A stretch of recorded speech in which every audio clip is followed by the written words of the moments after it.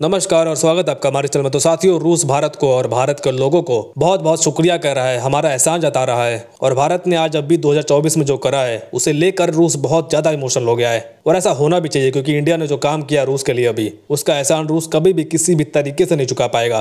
लेकिन भारत ने ऐसा किया क्या है भला कि रूस इतना धन्यवाद कह रहा? तो चलिए जानते हैं इस वीडियो में। लेकिन आगे बढ़े उससे पहले ऐसी वीडियो सिंपल भाषा में आपको यहाँ रोज मिलेंगी, इसलिए आप इस चैनल को सब्सक्राइब करके जरूर रखिए। तो सबसे पहले आप ये खुद देखिए कि रिपोर्ट निकलकर सामने ये आई है कि पिछले महीने यानी अप्रैल 2024 में भारत ने इतना तेल खरीदा है रूस से कि इतिहास के सारे रिकॉर्ड्स ब्रेक हो गए हैं। क्योंकि भारत ने अपनी ज़रूरत का लगभग 40% तक तेल सिर्फ रूस से ही खरीद डाला है। यानी अगर भारत अभी दुनिया से अगर 100 लीटर तेल खरीद रहा है तो उसमें से 40 लीटर सिर्फ रूस से ही खरीद रहा। और ये नंबर बहुत ही ज़्यादा बड़ा है, क्योंकि आपको याद होगा कि अब से 1 साल पहले जब भारत बम्पर तेल आयात करता था रूस से, उस समय भी हमारा जो तेल इंपोर्ट था वो रफली 20 से लेकर 30% तक ही रहता था, मैक्सिमम 35% तक गया था। लेकिन उसके बाद रूस ने क्या किया कि डिस्काउंट खत्म कर दिया अपने कच्चे तेल पर, जिसके चलते भारत ने रूस से तेल खरीदना कम कर दिया था। लेकिन उसके बाद अब फिर से भारत ने रूस से दोबारा तेल खरीदना शुरू किया है और इतना खरीद डाला है कि पिछले महीने ही हम अपनी ज़रूरत का 40% हिस्सा सिर्फ रूस से ही खरीद रहे हैं। लेकिन इसका असर क्या हुआ है?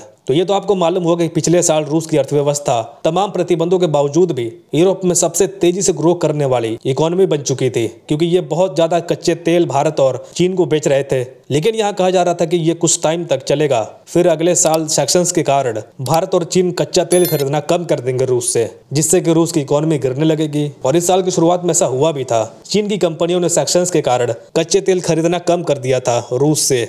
लेकिन यहाँ भारत पीछे नहीं हटा और लगातार ज्यादा तेल खरीदता गया रूस से। और इसका नतीजा आज ये निकला कि आप खुद देखिए कि रिपोर्ट में ये साफ साफ कहा गया है कि रूस की जीडीपी की जो रफ्तार है वो पिछले साल के मुकाबले इस साल और तेज होने वाली है। पिछले साल जहां 2.4% थी, इस बार ये 2.8% के ऊपर जाएगी। हालांकि आप यहाँ कहोगे कि यार भारत की रफ्तार तो इससे 3 गुना ज़्यादा रहती है, 7 से लेकर 8% तक के आसपास रहती है, और इसके मुकाबले रूस की अर्थव्यवस्था तो बहुत ही ज़्यादा स्लो है। लेकिन मैं आपको बता दूं कि यहाँ बात हो रही है मेनली यूरोप की, क्योंकि यूरोप में हालत ये है कि जर्मनी तो भैया निगेटिव में जा रहा, ब्रिटेन निगेटिव में है, फ्रांस 1.5 की रफ्तार से पॉजिटिव में जा रहा है, और खुद अमेरिका की रफ्तार 1% तक है।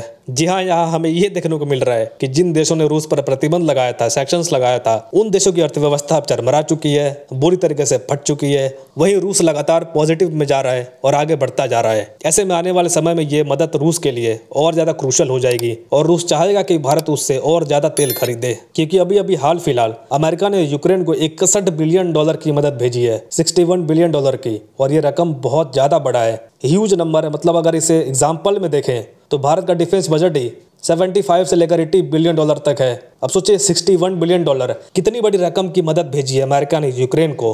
अब इसकी मदद से यूक्रेन कितने हथियार खरीदेगा आप खुद सोचिए। और इन हथियारों का मुकाबला करने के लिए रूस को भी हथियार चाहिए, और वो हथियार कहाँ से आएगा? पैसों से। और ऐसे में भारत और चीन, यही दोनों देश मदद कर सकते हैं तेल खरीद कर रूस की। तो दोस्तों, ये थी आज की अपडेट। आज की वीडियो में इतना ही। जाने से पहले वीडियो को लाइक करके हमें सब्सक्राइब जरूर करिए। Thank you very much for listening. See you in the next video.